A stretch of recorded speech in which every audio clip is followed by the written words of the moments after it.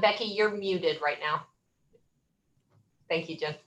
All right, guys, are you ready to get started? We're going to go ahead and get started without Andrea Hartman of the Sandy Hartman Group, who will be joining us. She's running a little bit late from a listing appointment. So, you know, that's a good thing, right? All right. So how are you guys doing today? Great. Excellent. Thank you. Awesome. So because I've got a couple of the same questions, and then I'll have different questions for each of you as well. But then we'll get started with you. Just, you know, go ahead and tell us your name and how long you've been in the business. Becky? Oh, I thought you said Jen was starting. Either one, go ahead. Go ahead, Jen. Jennifer ORNS, and I've been in the business, myself and my husband. We started our team back in 2011 when they told us it was absolutely crazy to get into the business. And what are you thinking? Becky, Becky, tell us your name and what year you got started. Becky McConnell, and I believe I got started right about the same time, 2010. And everybody asked me the same question. It was the worst time, and what are you thinking? So I think it was 2010. Yeah, I think it was 2010. So, you know, I guess getting started at the worst time also helped you guys kind of build some of the best habits for the industry, which is, you know, a great sign, because look at where you are now. Congratulations. That's awesome. I learned to look at it from a positive perspective because I knew it could only go up from there. So yeah. Couldn't get much worse. All right. So Jennifer, you got started in real estate in 2011. I know that you were in the mortgage industry prior to that. How long were you in the mortgage industry? I had a business for 10 years prior to that. Okay. And what year did you join Keller Williams? We started out with another brokerage for a year, not even a year. We hit a ceiling for about 6 to 7 months with our first brokerage before we learned as much as they were willing to teach us. And then we started branching out to find someone else who was willing to teach us more, because they said that they were willing to teach us as much as possible, but they didn't have the tools. And we needed a lot more tools. And so we started branching out. And that's when we ran into Rachel, who really kind of yelled at us at first at a broker's, at a pitch session and challenged us. And so, well, we want to, and then we looked at each other and said, we want to interview with her. You know, that is actually a funny story, because I remember it was Karen Lucas had a listing and you guys had pitched a buyer's need. And I just remember connecting you guys. I love those little connections like that. But yeah, look at where we are now. But it was a great challenge because we were able to. Oops, sorry. What happened? I had a phone call. We were able to learn from you right away, and we said, okay, she has a lot of knowledge. She understands what she was doing, and she sounded very intelligent, and so we said we wanted to interview with you. So it was a great introduction. Well, I tricked you. No, you're very intelligent. All right, Becky, you're a homegrown girl, homegrown within Keller Williams. Jennifer had a brief stint outside of KW, but you're a homegrown girl. Got started in 2010.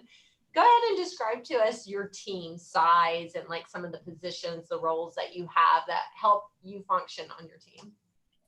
So right now we have 3 buyers. I have a full-time admin. We have a part-time marketing. We have 3 buyer's agents working on 4. I have a full-time TC who is out on maternity. So it's fun, but kind of what we're dealing with right now. But and we have another buyer's agent that's out on maternity too. So I can't keep track. Like, you've got a bunch of COVID babies going on, huh? Yes, for sure. I love that. All right, so let me just keep looking for Andrea in here. And so Jennifer, what was the production level of your team in 2020? What was your volume and number of transactions?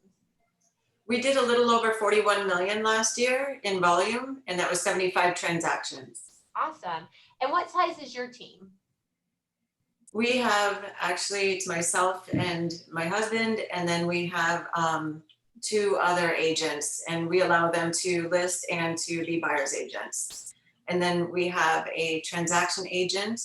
And this year we actually brought on, we just hired this week, she just started, because as we grew and we had so much success this year, we discovered that we really needed missing persons, and it was a great discovery, but we needed a director of operations. And so after a lot of interviewing, we found her, and we're so excited. She's huge talent for us, and it's amazing. I'm so super excited for her. She is going to be bringing us, already within the very first week, she's saving us money.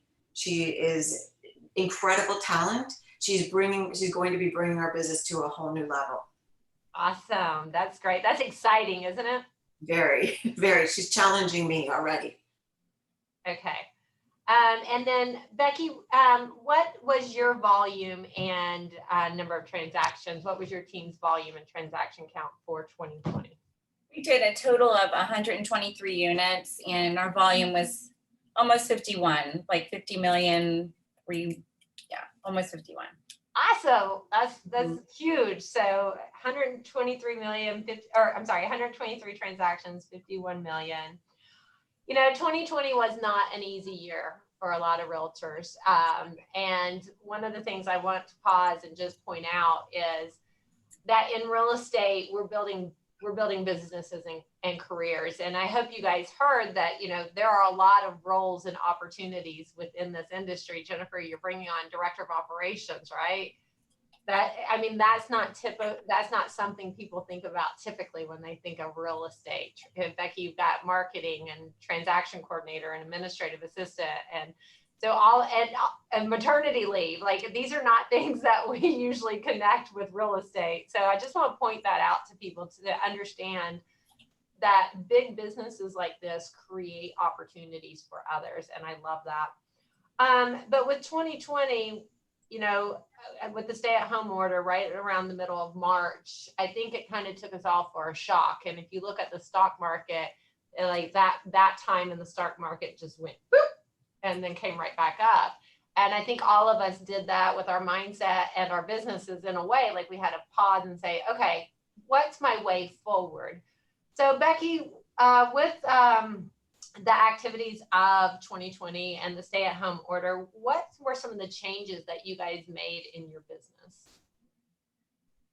Well, honestly, I mean, aside from the changes that we had to make, you know, due to COVID and the CDC and all of that, we really tried not to change too much, honestly. You know me, I had an attitude where I hate to say this, but I felt like I was kind of trying to stay in denial. Like, this isn't happening. We're just going to keep plugging along. Somebody that's been through the crash and all of that stuff, I wasn't going to allow myself to go there mentally. So I just kept doing what I always do. We had to change a few things. Honestly, a lot of things got easier. The care call, you know, the lead generation became easier because it was much easier to just call and check on people and make those kind of care calls. You know, we were just in the height of, you know, obviously our season starts in March, you know, so we were just hyping up for that. So we already had a lot going, and then the shutdown order came. So it really allowed us to just come in. We had so many clients that were out of town, that were stuck out of town. They couldn't get home to sell their houses. So it allowed us to just go in and do it ourselves, which sometimes is easier. So, but anyways, we just kept doing what we were doing, but just had to tweak things and change things a little bit. Okay.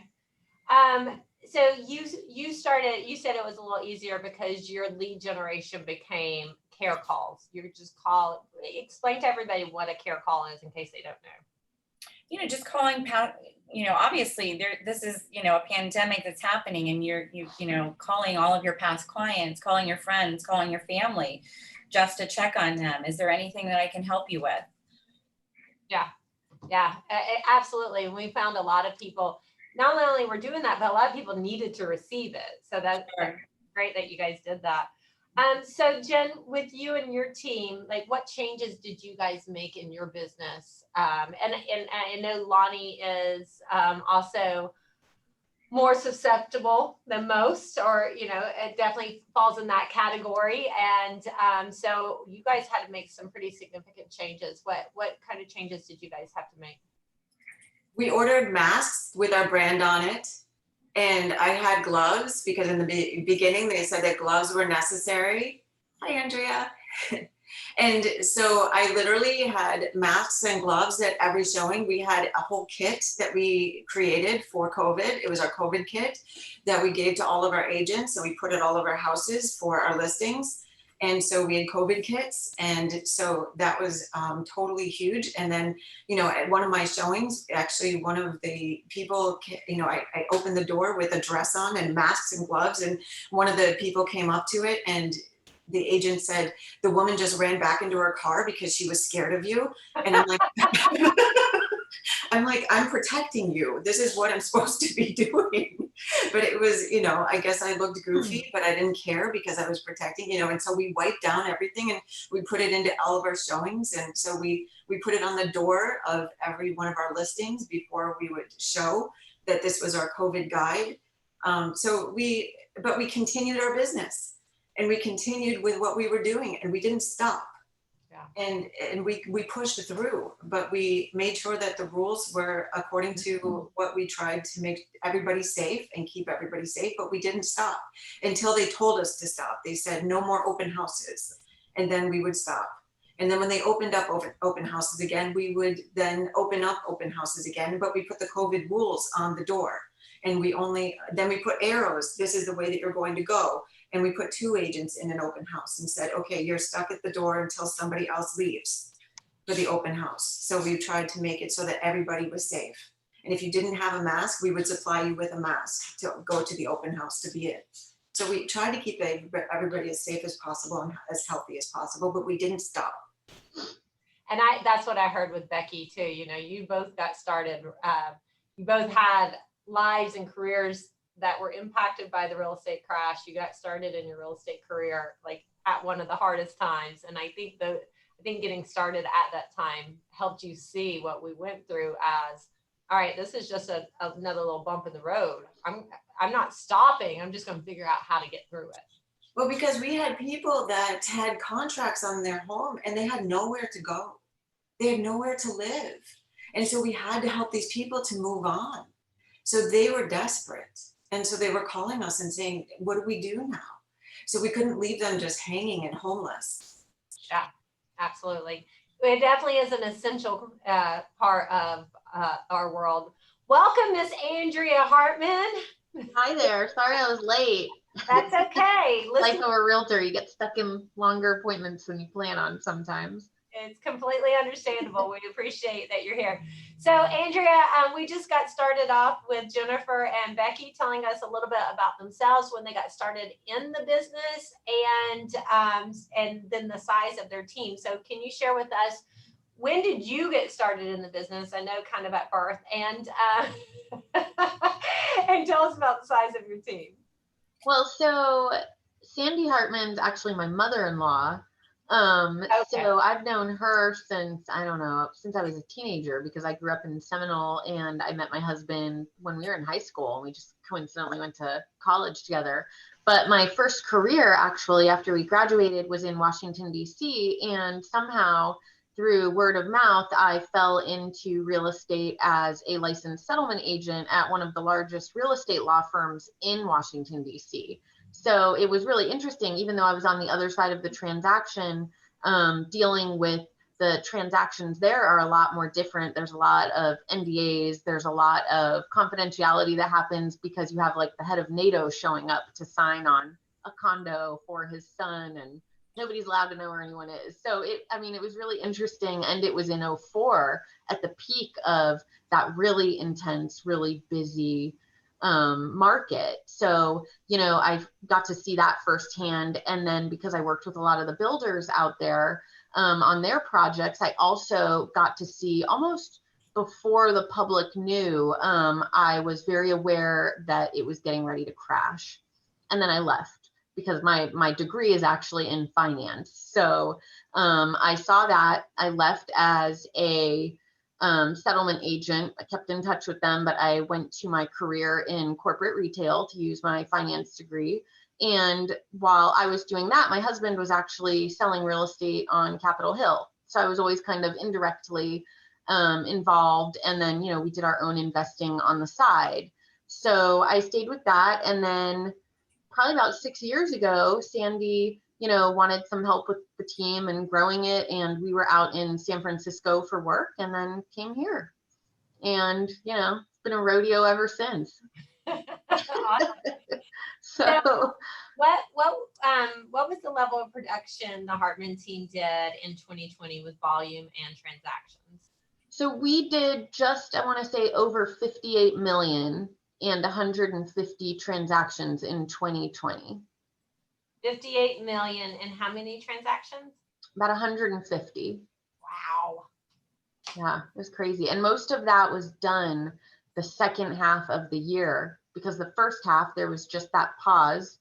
So it was a little crazy because now we have that inventory issue too. And there's certainly more buyers than homes for sale, as we all know. Yeah, there Mhm. are.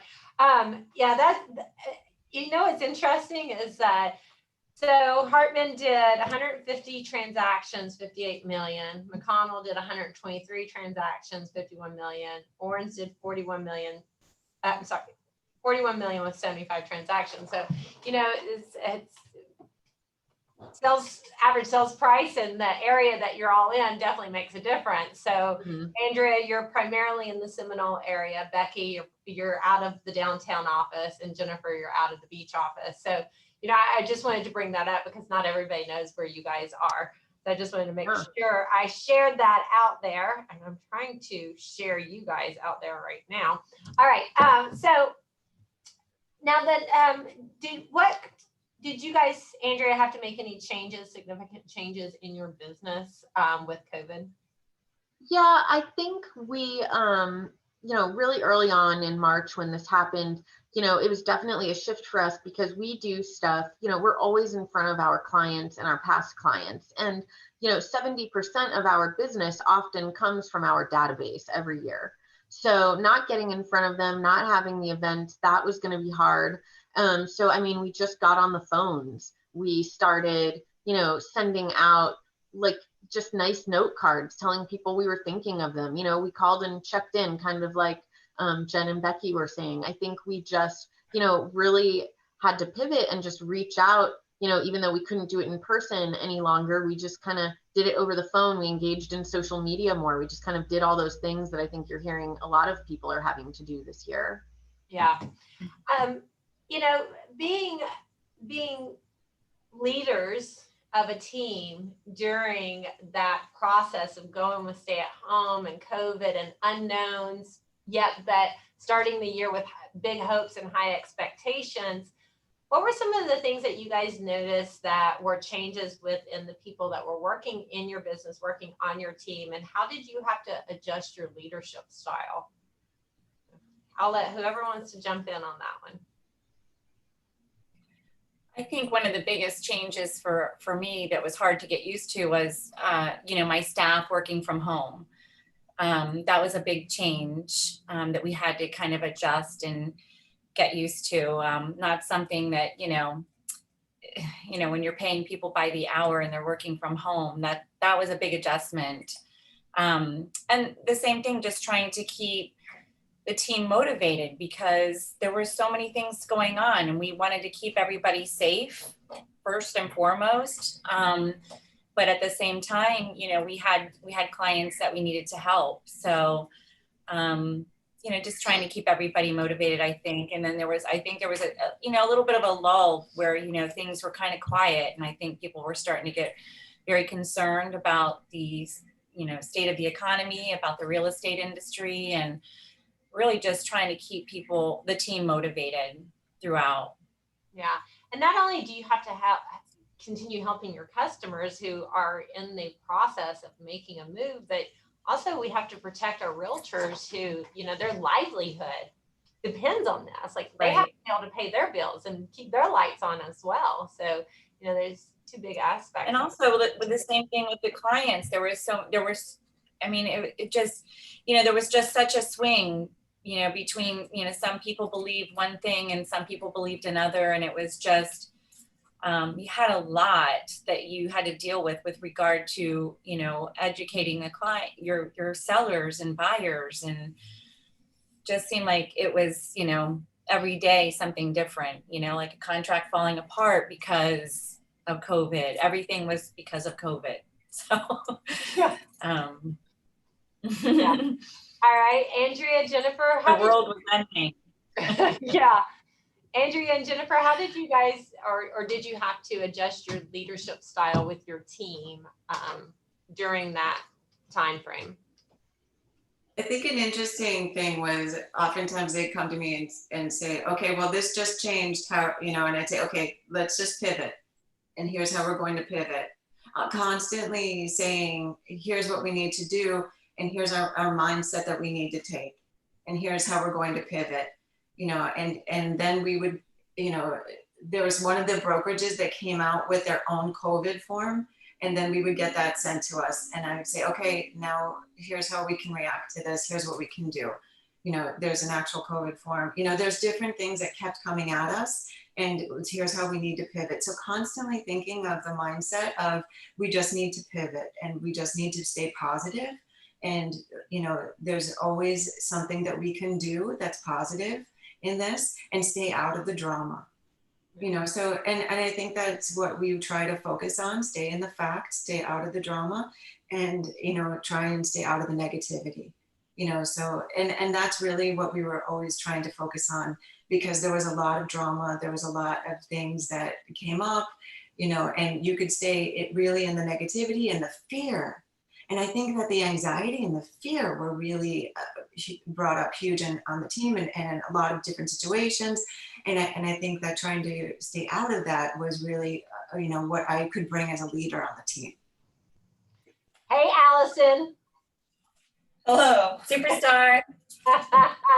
Superstar team member just walked in, didn't realize she was going to be put on the spotlight. Winning. Hey, just bringing our checks. Yay. Hey, winning. So, Andrea, did you have to make any adjustments or shifts in your leadership style or with your team?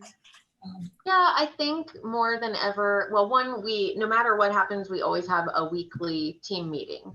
It doesn't matter, like if I'm out of town or if I'm here, whatever, homeschooling the kids was a little weird that first 9 weeks and fitting everything in. But I made it very clear to the team that was very, very important, because we couldn't meet in the office for a while. And we still kind of don't. I mean, everybody just kind of floats in here and there because, we still keep our distance just to protect one another. But I think that fear, it was with the clients, but it was also with the agents. And it was really apparent in the beginning because we didn't know. And what I will say is I am often thankful that I have a finance background, because every week, one of the things that I ended up doing was briefing them on the sales trends, the price trends, any numbers I could pull that, numbers I always say don't lie. I could show them, like, look, there are more buyers than there are houses. Like this week, mortgage rates are at this percent. So if you bought a house last year for, this much less, you still had a higher payment. So we need to make sure we're communicating all of those things. And so I think, in our team meetings, it wasn't just reviewing what we have under contract, what listings we have coming.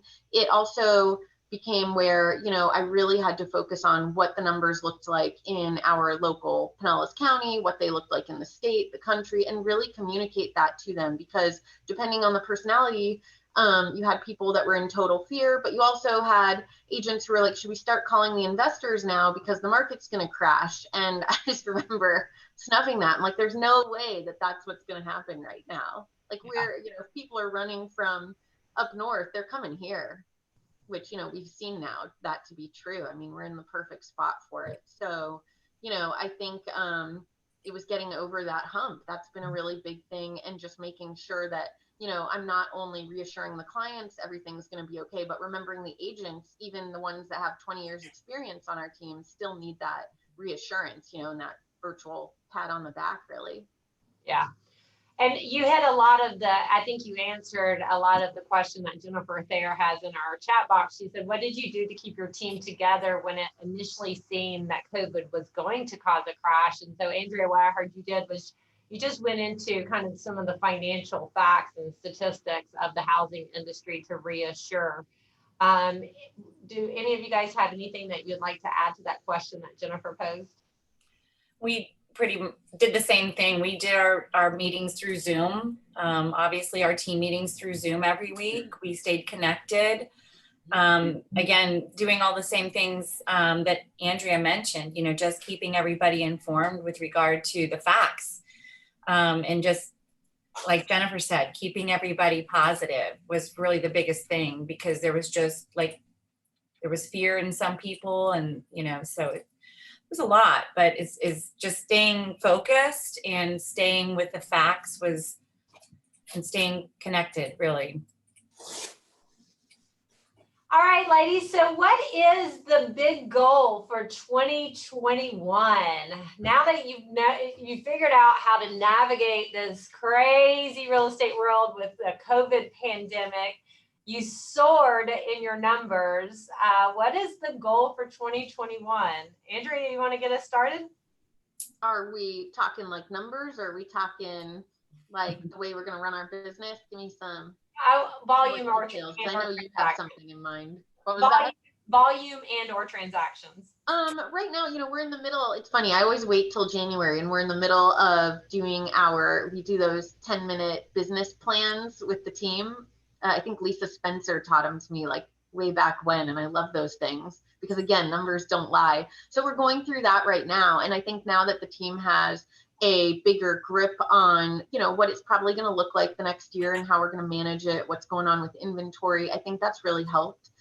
So we certainly have better strategies behind us. So our goal for this year is it's landing somewhere between like 75 and 100 mil.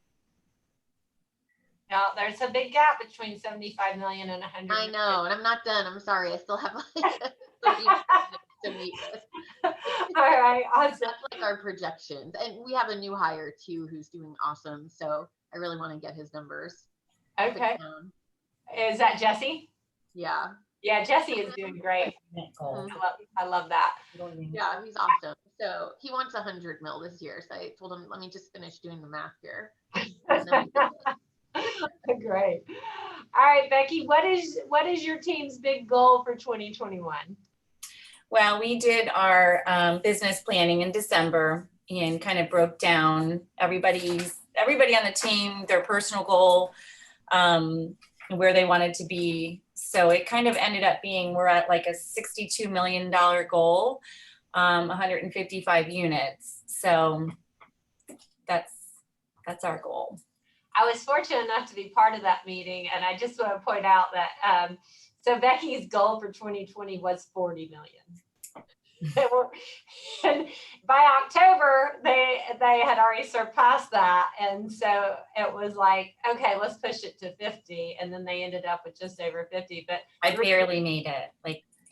But the reason I'm bringing it up is because I know Allison is sitting beside you, and I just remember Allison saying that they had to keep reminding you, but Becky, the goal was 40 million. We've already passed it. I think I was going to have a heart attack if one of those closings didn't close in December and we missed the 50 million. I was going to have a heart attack.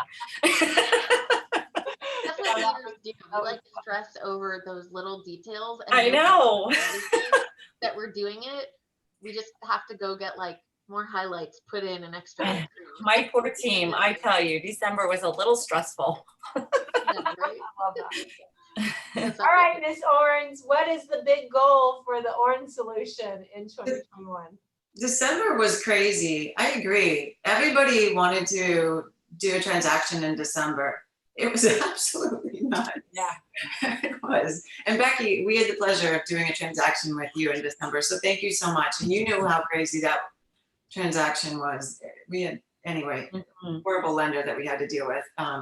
and we had the buyers. So sorry about that. Okay, so we did our It goals. closed. Right, it closed, thank God.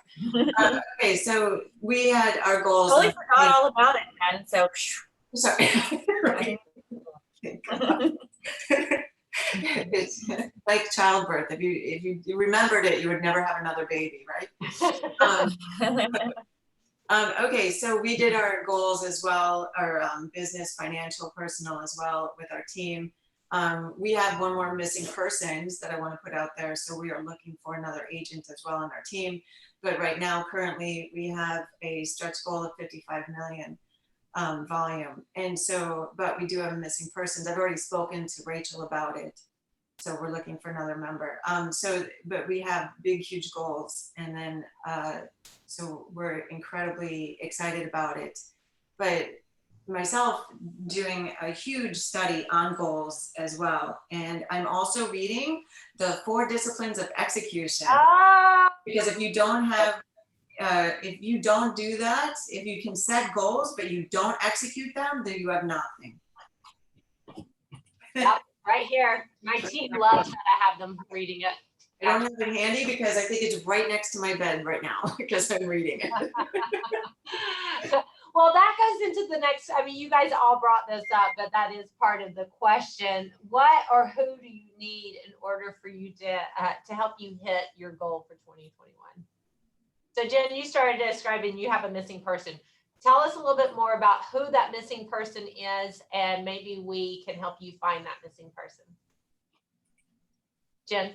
We need an agent. We need another agent on our team. Tell us a little bit I already about discussed that. that. Tell us a little bit about what that agent needs to look like. What are you looking for in somebody? An ID or DI. Tell us a little more. Come on, give me a job description. Give me a description of the person that would be a perfect fit for that role. We're looking for somebody, actually we allow agents on our team to be a listing agent or a buying agent. So but we're looking for an agent on our team. So a real, an actual agent, so. I know there's more. What are your expectations? What type of personality, passion do you want them to have? I want them to be coachable and, you know, they can call me and we'll go over a job description, but I want them to want to do at least 2 transactions every month. So. And is there an expectation of them showing up in the market center or making phone calls or holding open houses? Like, what does that look like? No, they do not have to show up in the market center. So. Do they have to make phone calls? Yes, they have to make phone calls. How many phone calls do they have to make? What is your at least our expectation on our team is at least 5 a day. At least 5 contacts a day. Okay. So that's a minimum expectation. Okay. She's being easy. She's not telling me. She's not telling me exactly what she wants, but that's okay. You don't get everybody calling you. I'll try and weed it out for you. Andrea, Becky, what or who do you need in order for you to help hit your goal in 2021? Well, so we actually, like what I was just saying, we just brought on another buyer's agent because I think, you know, in this market, we realized really quickly our agents were getting a little overextended. And, you know, when you start seeing that, that's when you know you're missing a person. And that's sort of what was on our radar. And, you know, we found someone from one of the KW offices and he's been working out great. We love it. And then another thing that we realized earlier this year is that, you know, I was working till like 10 or 11 at night, which is crazy because I also have 2 small children at home. And I think, you know, we forget that you can't really be present with your family or your business when you're being pulled back and forth by both. So it was a goal of mine, even though I'm the type of person that just wants to do everything myself. I hired my own assistant and someone that can help me with our marketing efforts because I kind of just had kept control of all of that for the last 6 years. So that was a big step. And as you guys probably know, we hired Abby Sasser because she was like marketing queen. And yeah, you know her.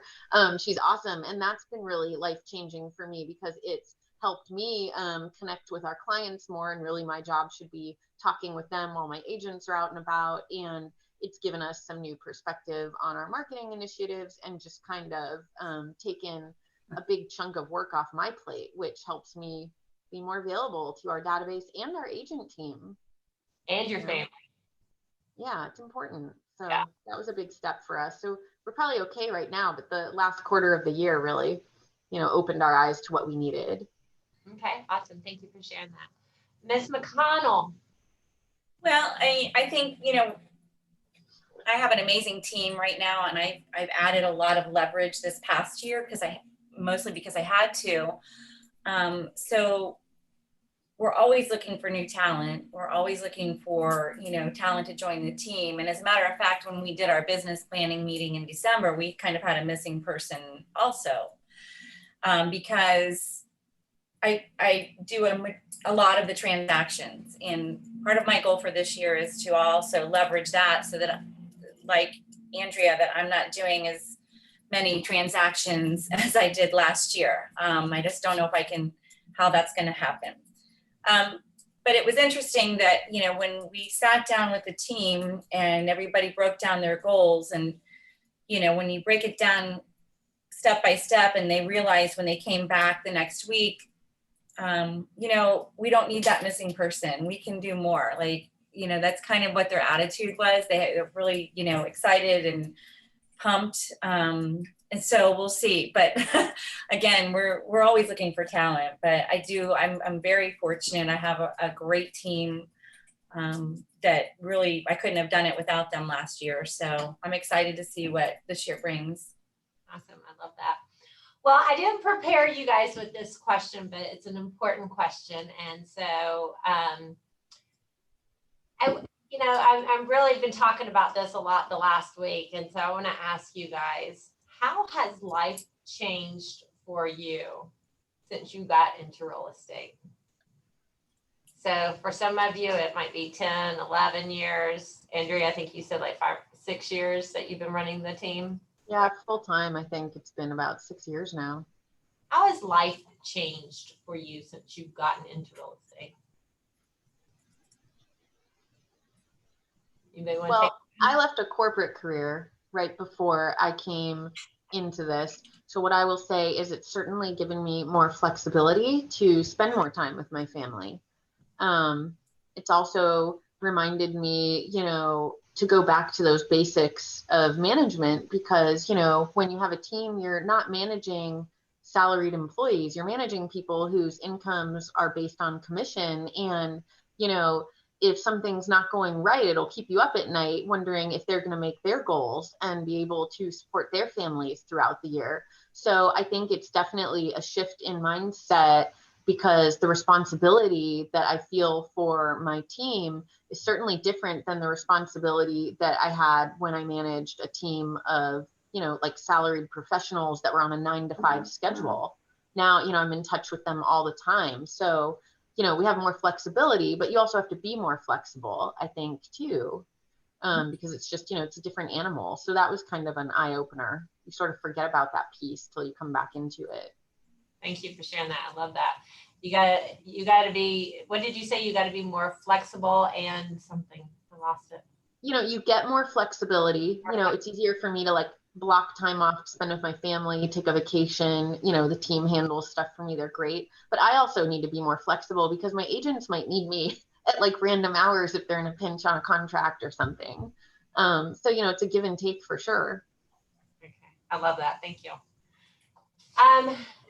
Jennifer, how's life changed since you started in real estate?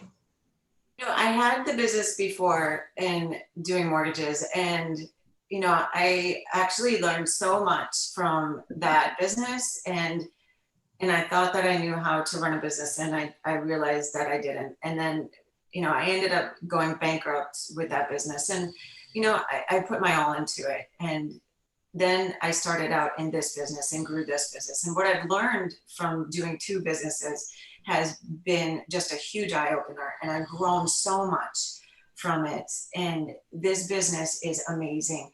I've grown so much and learned so much. And it's just incredible. Everything that you can jump into with Keller Williams, all the classes that you can take, all of the education that you can jump into. It isn't just because they're saying take the classes just because. It's actually helps you outside in your personal life as well, honestly. It really does. It has helped me so much in other areas as well, because even in the Reedy and Red show, I listen to it, and you can listen to it while you're just getting ready in the morning, seriously. And they're Wednesday you have Wealth Wednesday. It's helping you outside of your world, outside of your business world. And it's helping you with your goals just outside. And it's really great information to help you to grow you in a full life and not just in a business world, just in real estate. And I challenge people to grow and take advantage of everything that you have, that Keller Williams has to offer. And I'm not trying to bleed red Keller Williams and be a Keller Williams Nazi or anything. I'm just saying that it is, yes, thank you very much. I drank the Kool-Aid. but it really has, just running my business from before and doing something now differently, and it really taking advantage of all the education it has to offer, and reading the books and really jumping in with everything. It's giving me a growth that I could have never, in a life that I could have never have imagined. Thank you for that. Thank you. All right, Becky. Well, so similar to Andrea, I came from, retail management for 20 years. I always led or managed people for many, many years. And I think that was one of the reasons why it took me so long to build my team, because I just didn't want to do that anymore. I just wanted the flexibility, but you get to a point where you realize you can't do it without building a team. And so it's changed. It's put me back into that. And I realized how much I missed it. And I think that, it's just changed everything for me since I built my team, obviously. But, since joining, since being in real estate, the biggest change for me is just, like when I got into real estate, things were really, really bad. And, it has helped us. We've worked hard, and it's really helped us fulfill a lot of dreams that we've had. And I don't know, my life has changed 100%, but, I guess for me, the question is, could you ever imagine in 100 years when you got started in real estate, you would be where you are now? And for me, that answer is no. And so I just think it's such an amazing journey we get to go on of development in all areas of our life. It's fun to be able to help people. I always tell my team, we're not doctors and we don't save people's lives like that, but we help them to get to their goals and their dreams. And for me, that's so amazing to see them so happy, and it's so incredible. It's such a great feeling. Yeah, well, I posted this on Facebook yesterday. Name the professions that that are impacted by the real estate world. And it's like everything you can possibly think of, right? Like I was driving down the street and there's a nursery. I'm like, oh, well, that supports the real estate world, because without houses and landscaping, that nursery wouldn't need to be in business. Everybody that works at Home Depot, Lowe's, Ace Hardware, it goes so deep that how essential our industry is, and your jobs are, your careers are. So thank you for putting so much of your passion into what you do. It shows up in your numbers, and it shows up in your team. It shows up in their lives, and then also all the customers that you also have the opportunity to touch. Just gonna open it up to see if our chat room, if anybody in there has any more questions. I did type that in there. Please feel free to ask. And any last things that you guys would like to say before we switch over to our individual top agents? So we got our top teams here. We're going to switch over to our top individuals. Any last comments? Buy good eye cream. Buy good We're on a team. Which was our joke. We're like, just had it on, guys. Yeah. It's going to be a late night. What's the good one, Andrea? Yeah. Share. Which one? What's your eye cream of choice, Andrea? Oh, mine. I use that Clinique All About Eyes. Gotta love it. Can't use too much of it. I like probably have some in my purse. I'm always putting it on. Just a I kid. look tired after reading all the little lines on the contract.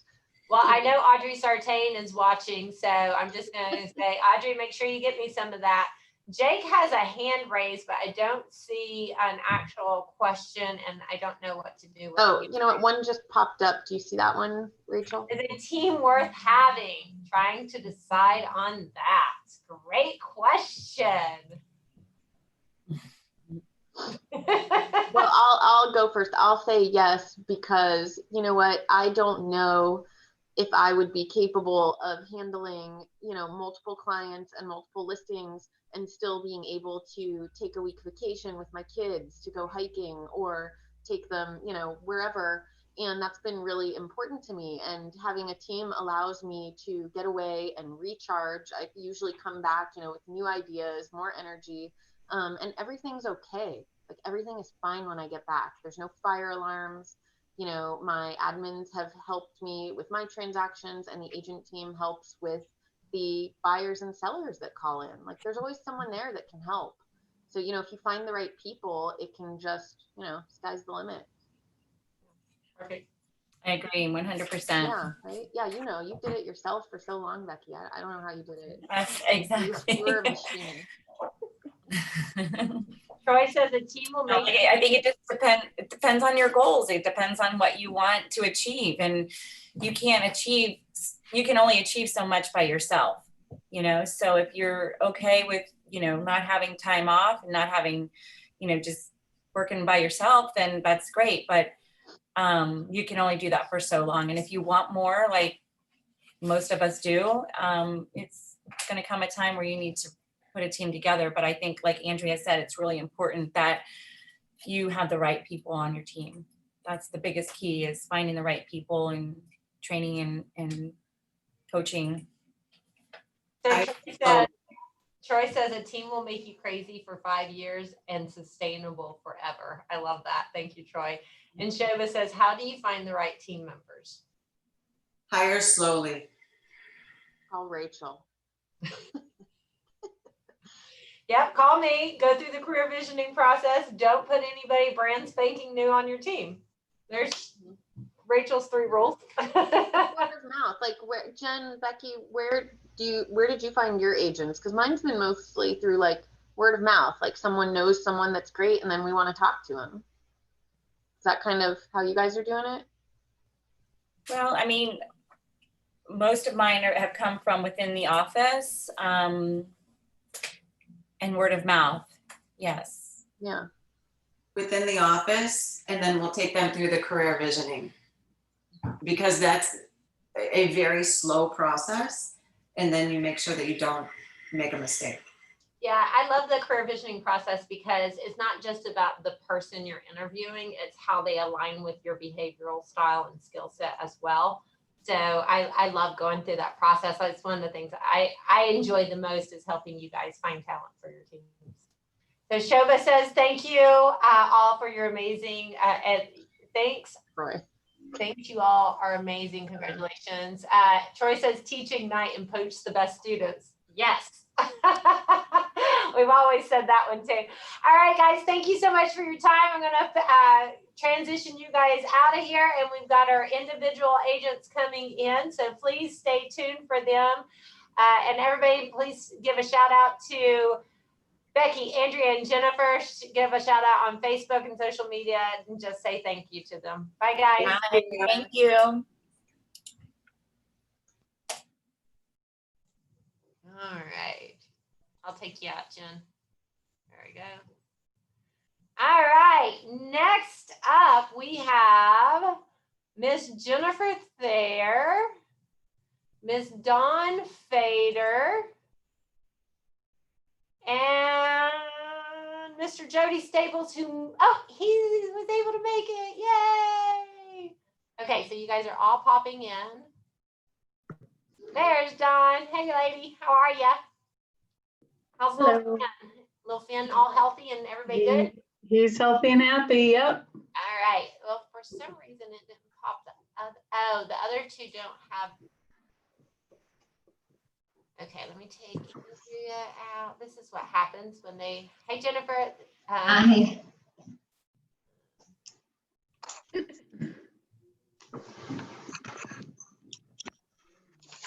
Oh, we got all three. I can count. There's 4 of you. Woo! All right, guys.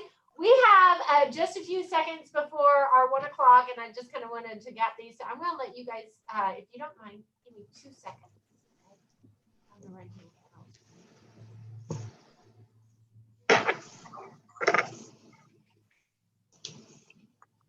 And feel free to chat on your own. I'll be right back. Hi, everyone. Hi, everyone. Those real windows behind you, Jody? Or is that a They bad? are. It's a real flimsy screen.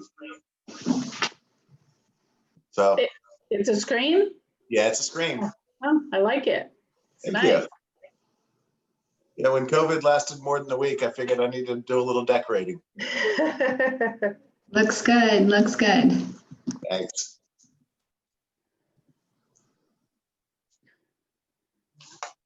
Are y'all at the St. Pete office or beach? St. Pete. St. Pete. I'm at the beach office. Gotcha. How about you? Seminole. I started at St. Pete and then helped launch Seminole and just stayed there. Cool. How long have you both been in? I'm sorry? How long have you been in at Keller Williams? I think since 2012, 2013, something like that. Awesome. I've been about 2002. Very cool. Yeah, long time.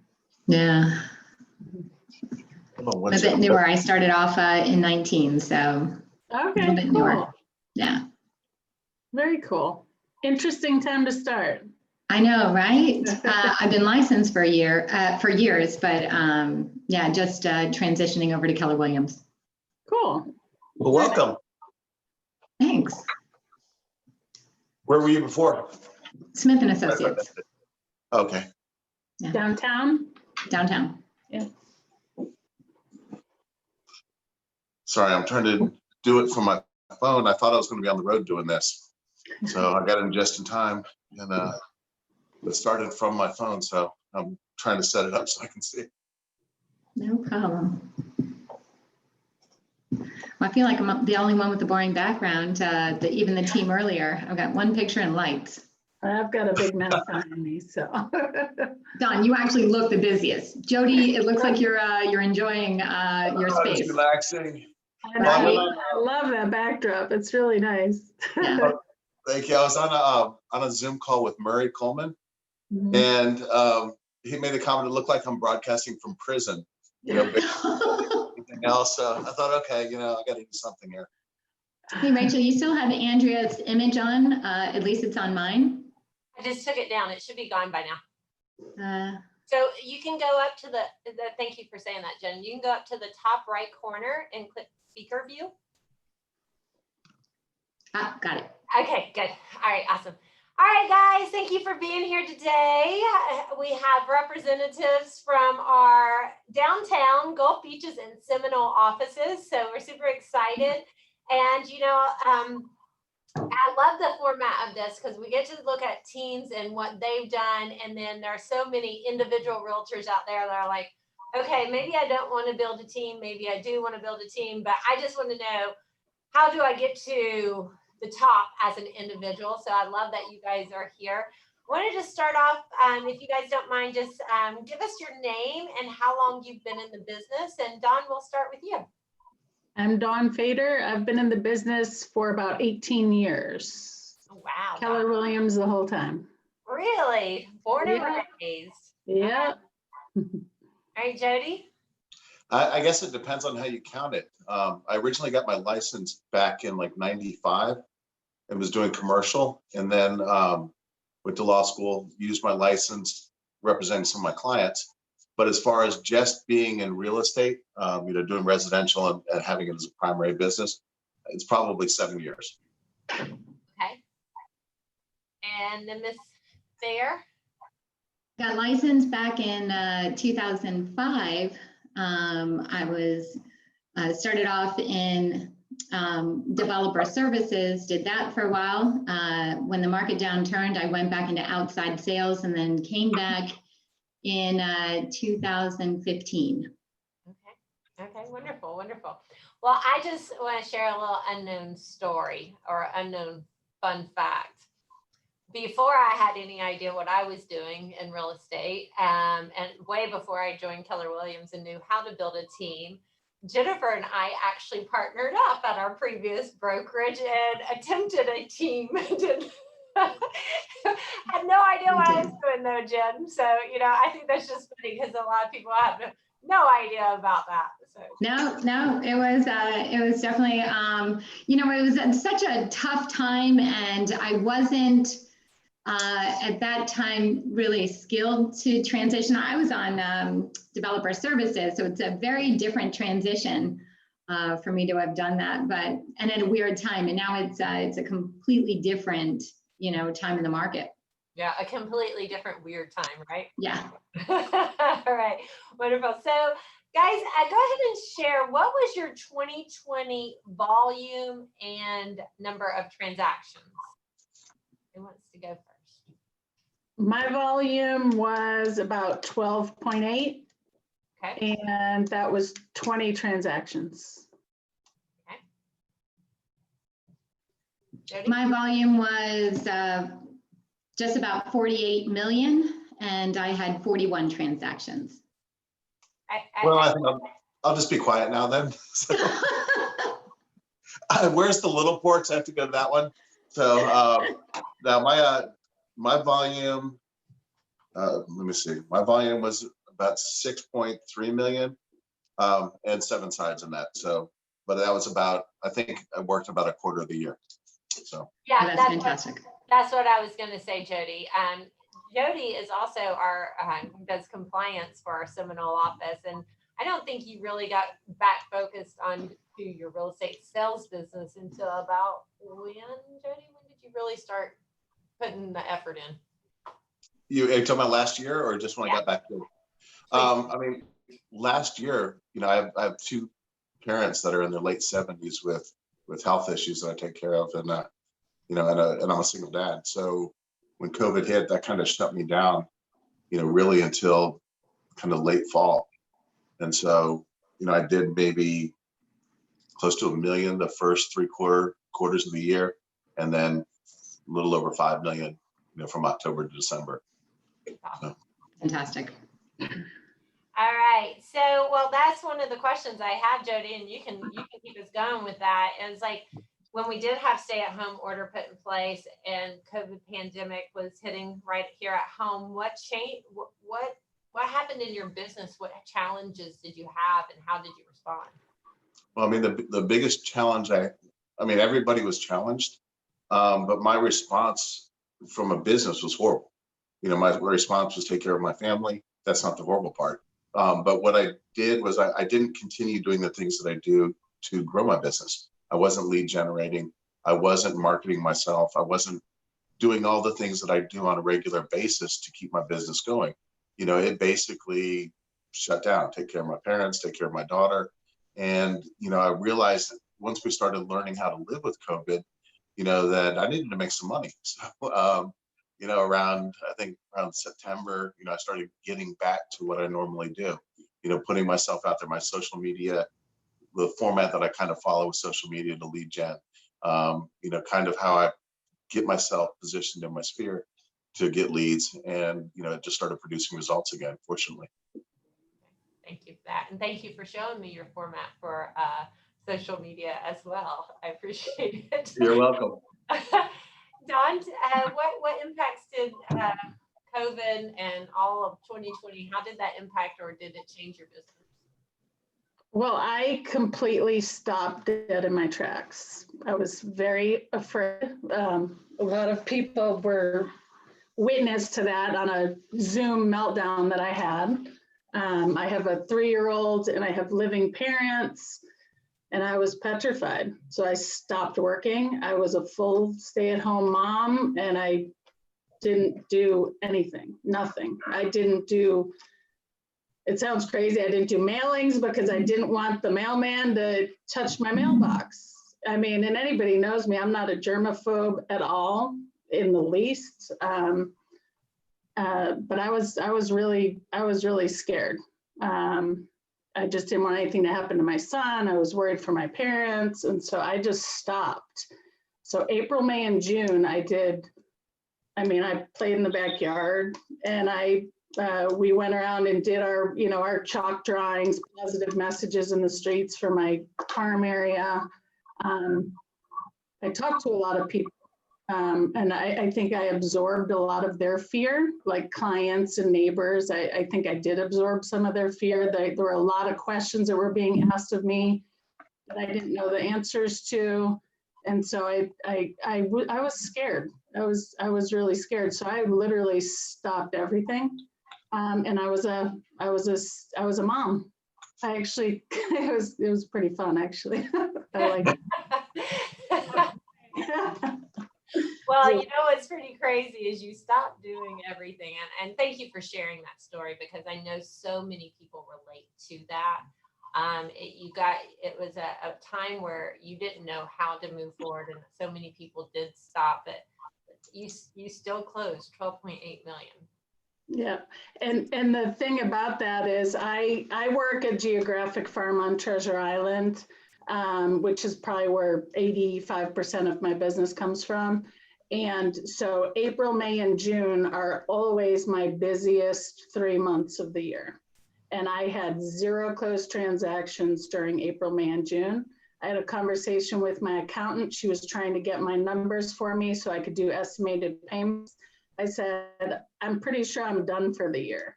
That was after like 1.7. So I truly believe another penny for the rest of the year. Wow. I want to come. And then July hit. And then what hit? And then July hit. I was very wrong. Well, I'm going to come back to that. I just want to jump in and say, Jennifer, what did you notice any change? Well, I know that you did. Yeah. So what changes happened in your world, in your business? Well, like Dawn, I thought that this was it. It was the collapse. And I have a business manager, right, who's tremendous. So I'm more fear-based, right? So I really got concerned, and I got concerned for my clients. The first thing I did was, because understand in April, they shut down condos, and that is my primary business. And so I could no longer enter condos. I couldn't even do FaceTimes in condos. I couldn't see anyone. So, I basically was like a telemarketer, but not in the sense where I was looking for business. At this point, I'm just making sure everyone's okay and how's your families. And so I just really focused on that, focused on watching the market. And, so my business had shifted. But then all of a sudden, once the gates open, let's say, and we were allowed to start entering back in, we had all these rules that we had to follow. I think it produced real buyers and real sellers. Like, sellers are always real, but people who were absolutely certain. And the conversation was then, where am I going to live? So it was. I felt that everyone was much more real. I wasn't getting the tire kickers, someone who just wanted to come in and see a cool condo. So that was a great adjustment for me. And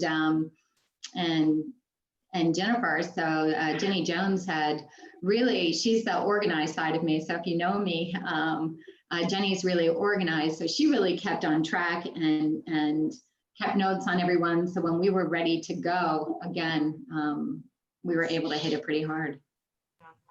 Thank you for sharing that. And it's so true. All three of you have had serious impacts to your life and to your business last year. And all three of you found a way through it. And I love that. I love that you shared that. So just with that being said,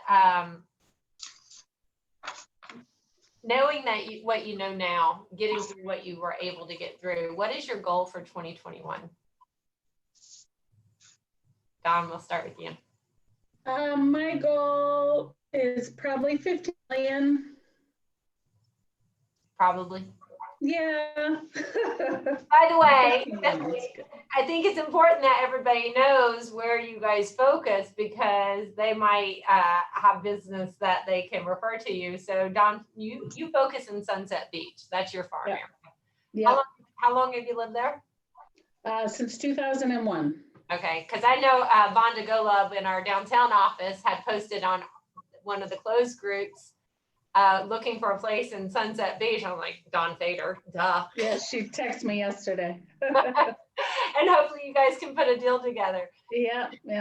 Jennifer, everybody knows, well, I hope everybody knows, and if they don't, you did developer services and the sellout of the one condo in downtown St. Pete. I mean, it's kind of, you know that one inside and out, but you are a downtown luxury condo specialist, but you also do single family residential.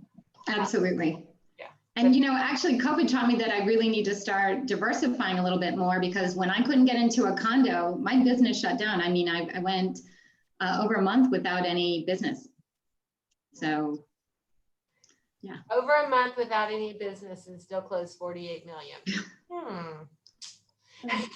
I will say though, I'm really blessed. It's a different market, right? So my transactions are typically over $1 million, on average. And so that's a huge benefit.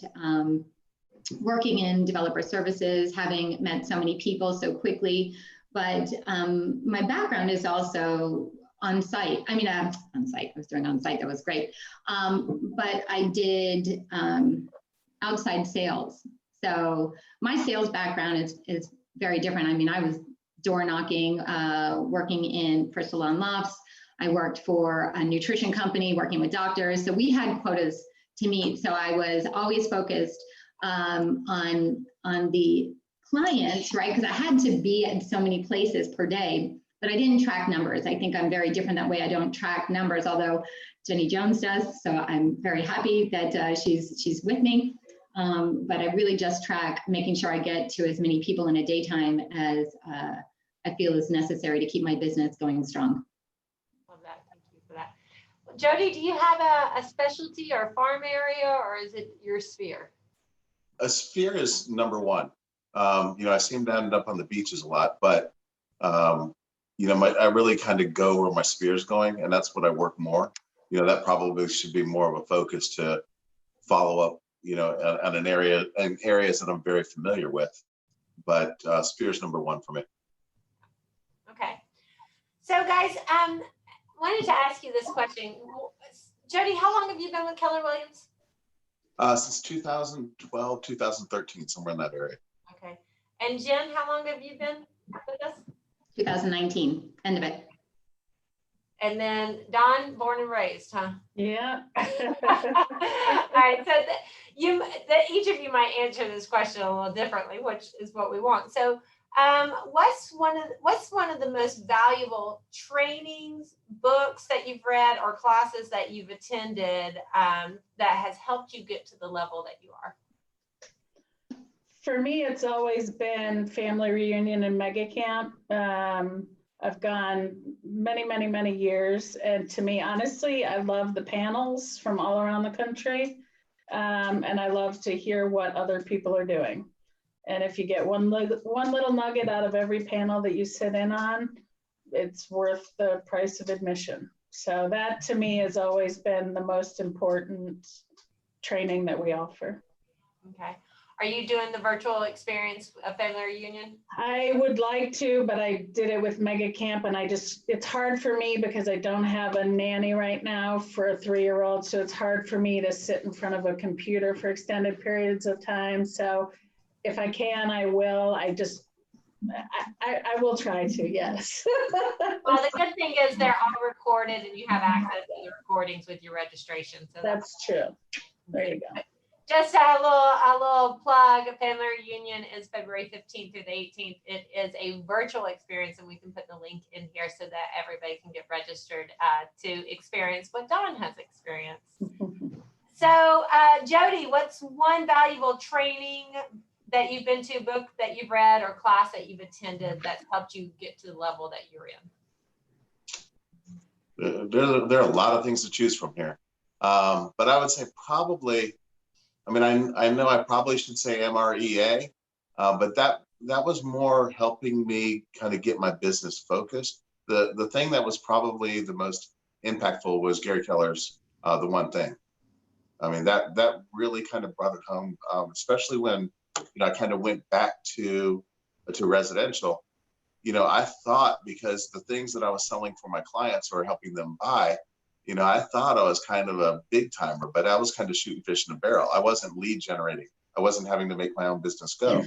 And so, where MREA helped me kind of get that focused, that combined with Ignite and Bold, I'm all over the place. I'm doing open houses, I'm doing cold calling, I'm doing door knocking, and not doing any of them well. I was doing just enough to get me frustrated, that maybe this isn't for me, maybe I should go back to law, that's kind of where I was at. And then, I read that and it kind of brought things home. I realized that, I can't do everything well. I need to figure out what I do well, focus on that, get really good at it, and then start adding on to that from there. So instead of being a shotgun all over the place, I need to kind of be a sniper, pick what I'm good at, go after that, just hone it, keep tweaking it, and then start building on it. And that really changed things for me. It helped me not only increase my business, but decrease the amount of time working. I became much more efficient because my systems got better, my processes got better. So I would say probably The One Thing. I love that. Thank you, Jody.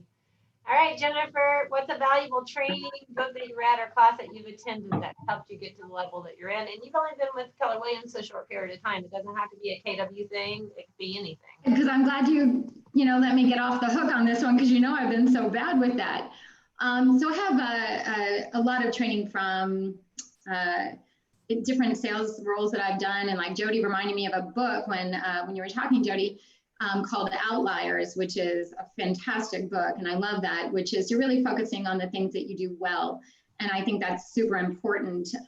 One of my favorite books is called Speed of Trust, and Speed of Trust, it's like Stephen M.R. Covey. He's related to Stephen Covey. It's, I believe, the son. Absolutely love him. And it's, I focus on relationships, on how to develop relationships and how to trust somebody, and what that really means. And are you trustworthy is really the first step of it. So tremendous book, but I've done a lot of courses. One of them is spin selling.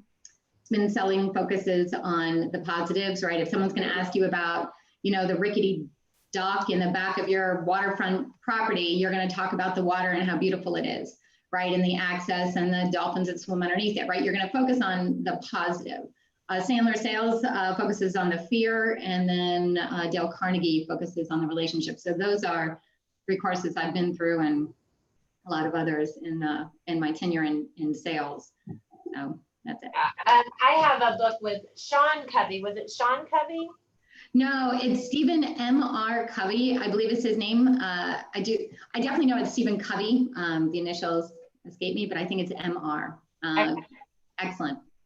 Yeah, and I love that Dale Carnegie. I haven't been through the Dale Carnegie University, but I definitely have read How to Win Friends and Influence People. And that the lesson of that I carry with me every single day as I first blame myself of what could I have done differently in that situation instead of putting it on somebody else. So great information, great lessons that you've learned and shared with others. Thank you. By the way, Shobha has a question in here. She says, Jen, you said you have a business manager, and Shobha had asked a question of our team panelist earlier about whether or not she should start a team or stay on as an individual, which I know, Jen, that you go through that same process. But she asked if you could explain what is a business manager. Okay. It's a contract coordinator, a marketing, expert. It is a organizer. It's all of it in one. I mean, I didn't even know what title to give her, Shobha. The truth is she does everything that I'm not doing. So when I talk about outside sales and I focus on running, I try to keep going all day long. I don't, I look at it more like a business. Monday through Friday, it's, people say 9 to 5. I wake up at 4, not on purpose. It just is the way. But by 7:30, I'm having a business discussion with Jennifer Jones, and we start the day that way. So she really is, so she's a contract coordinator, first and foremost. She does the marketing that I need through Canva or any other resource. And she's got a lot of vision and forethought on direction of things. And she knows my style, and she's my, you know, you need to find someone who's your balance, and she's my balance. So that's kind of what she's all of it in one. It's, I think it's hard to find, but really finding the right contract coordinator first is what I would say is the most important thing. So. She's your customer relations, she's your administrative assistant, she's your marketing specialist. Everything. Yeah. Like, how do you give a title to that? And I know she's watching, but she's fantastic. So, but yeah, she's kind of the everything, and I think she does the job of at least 3 people. So I hope she stays with me, but she's great. Yeah. All right. Awesome. Yeah. She. We call that in our world a director of operations. Okay. That is what she does. Yeah. And are you a single agent? Don't have a team, and why not a team? Oh, and Jennifer says that she's blushing.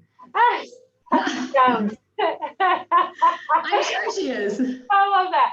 All right, guys. What? I already asked you. Oh, sorry. I asked Dawn what's the goal for 2021. I got 15 million out of her, and I think I got sidetracked. So, Jody, what's the goal for 2021? You know, my goal, and this probably doesn't even belong in the same category with the other two. My goal is around 10 million. You know, I mean, I'm not. Of course, I always want to make more, you know, than less. But this business is not my number one priority. My daughter is. So, you know, I've been able to find a good work-life balance. And so, you know, I want to keep working about the same amount, but I want to do it smarter, and I want to do it better, and I want to keep refining what I do. So I think 10 million is, you know, easily doable, maybe more. But, you know, that's kind of the slot. I mean, I know I could, well, that sounds wrong. I know that I could run my business a lot harder. And, you know, if I want to go back to the 90-hour, you know, week that I used to do, I could do that, but then that's going to impact my ability to take care of my parents and be a good dad. So I think that's kind of a slot I'll fit comfortably in. I've been able to kind of fit, you know, comfortably in the 6-7 million. And I kind of am becoming a lot more efficient at what I do. My processes are getting better. So I think it's doable and still, you know, kind of be there for my family. I love that, Jody. And I think it's so important that you're sharing that, because not everybody has the goal of, you know, 20, 30, 40, 50 million. And your number one goal is your daughter. And but we also understand we have to make money, right? To support our family, to support our kids and our parents, we also have to make money. So you're in, and I'm sure you and Don could talk a long time on that thing right there, like that work-life balance. Yeah. Yeah. So I appreciate that you share that, because it relates to a lot of people. It works for me. I think that's where my slot is. I mean, when she gets a little older, you know, and things are a little more settled, you know, there's probably a whole different plan and a whole different goal. But, you know, right now, I think that's my slot for 2021. During COVID, you two did a road trip. We did. What was the road trip? Tell us about the road trip. Started as a joke, but, you know, nothing was open for spring break. And so we were trying to decide what we're going to do. And, you know, we have a puppy that's probably like my number 2. My daughter's number 1, then the puppy. And so we decided to take our dog on a road trip to all the best dog parks in Florida. And so we mapped it out, and we'd got in the car and loaded up and just started hitting dog parks and letting our dog play. And then we'd load up and go hit another one and sneak her into a hotel and sneak her back out. I probably shouldn't have said that. And then hit some more dog parks. And she had a great time. She's been all over the state and marked her territory everywhere. Yeah, and I think you guys might have made a meal on the engine heat. We did. Yeah, my daughter brought along some chips and stuff to make nachos, and she wrapped it in aluminum foil and cooked it on the warm engine block. And then at one of the dog parks, you know, it looked great. She had, you know, some sliced lettuce and some sliced tomatoes and all the things for nachos, but she had them all in different containers, and she cooked on the engine block. And then, you know, it was just neat. It was a great picnic. That's fun. That's fun. Thanks for sharing that, Jody. All right, Jennifer, what's your goal for 2021? Good question. And I know you asked in advance. I don't necessarily set goals, but I've got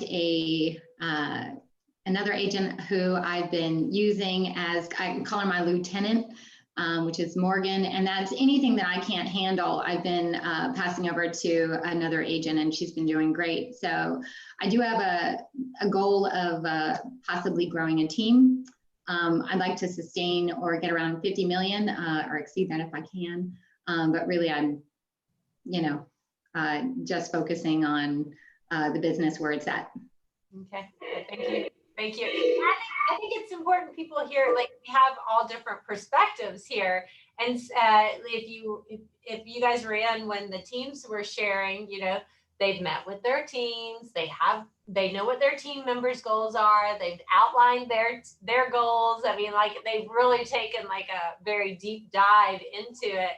But that's not how everybody works. And that's the beauty of things like these panels, is because we get to speak to all different behavioral styles. And, Don, you said, I think maybe around 15 million, Jody, his goal is his daughter. That's his priority. And Jennifer, you don't really set goals, but, I have the privilege of having seen how you work. And I know you just run. I mean, run. Fast and furious. Good luck keeping up with that one. So Jennifer Jones, kudos to you. So knowing what your goal is, understanding how you guys work, what is something that what's a resource or something that you need to help you ensure that you hit your goals for your financials and for your family in 2021? Personally, I could use a transaction coordinator or a service or somebody to help me with help me and Tiffany and Renee with my paperwork and all that stuff that I really don't enjoy doing. Well, then you shouldn't do it, because every time you do the transaction, that's time away from your son. Yes, it is. Okay, so I'm sure we can help you with that. We can give you some good recommendations on that. Thank you. Jody, anything that you need, any resource support that you need to hit your goal for 2021? I think for me, it's probably the same, probably using a transaction coordinator. Someone, I don't remember who it was, but someone told me a couple of years ago when it may have been Troy Walseth. I'm not sure actually who said this, but it was a saying, is what you're doing making you money? And it made me really check myself, because, I do everything. I mean, just a one-man show, and, I do all the paperwork, and I do it, basically everything. And a lot of that isn't making me money. And so it's not helping me lead gen. It's a lot of just busy work that I don't necessarily have to do. So I need to be a little bit less of a control freak about that, and, focus on what's growing my business. I think that's going to make me even more efficient. That's probably the one thing that I really need to look at, because I spend too much time managing the business and handling the business, and not, doing what makes me money. Thank you.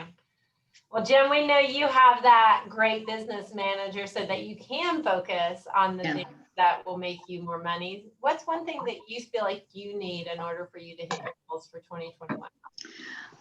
I need to step back just for a little bit, and you're going to be hearing from me on the whole team concept still. I'm definitely batting that around, because I've got good people that I'd love to have work with me.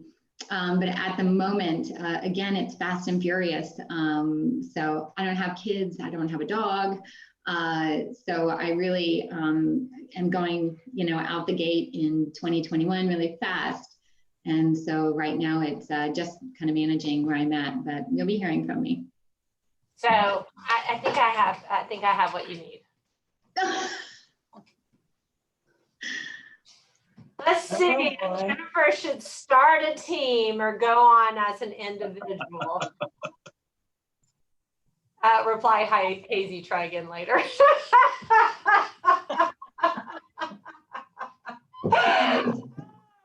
Jennifer Oren says, a coach said to me once, you are pushing around old money if you are doing your own transaction work.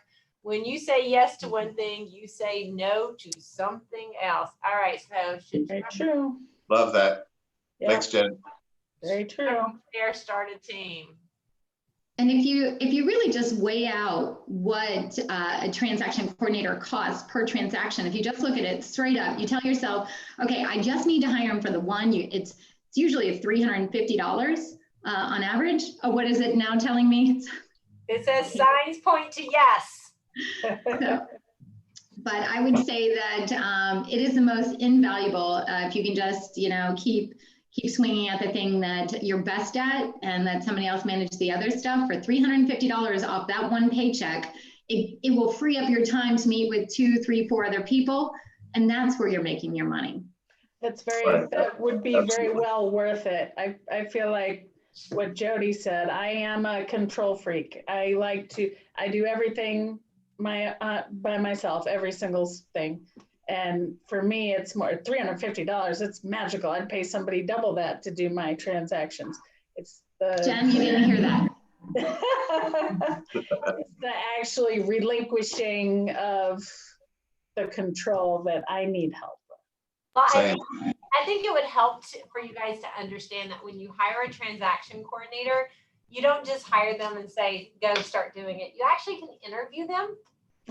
Set expectations, let them know what you need and how to deliver it so that you feel like you're still tied to the transaction so you can monitor how it's flowing. And then you can kind of baby step your way through it. Okay. Well, it took me reevaluating and it's been actually the last couple of days preparing for this or thinking about this. But for the most part, I looked at it as I don't need help. I do compliance. I'm the one that sends stuff back when people don't do it right. I know how to do it right. I don't need somebody to do it right for me. But I didn't really think about it in terms of how much time it's going to save me until I started really thinking about, next year and what I need to do to be able to reach what I'm, the family time, daughter time, work time, and that's where really the savings are. Yeah. All right, guys. Well, you've all done an amazing job in 2020. It was a rough year. It was a tough year, and you found ways to move through it and keep yourself going and your family going and your business going. So just want to say kudos to you for showing up and shining, and we love that. And just know that we're all here to support you with your 2021 goals, and we so appreciate you sharing so much like vulnerability for today as well, because I know so many people have felt it and they need to know other people are feeling it as well. So thank you guys for being here and sharing and for being so awesome. You guys are rock stars. And Jen, you and I will get together and talk about that team some more. You got it. All right, guys. Thank you. Thank you. Thanks. Bye. Bye.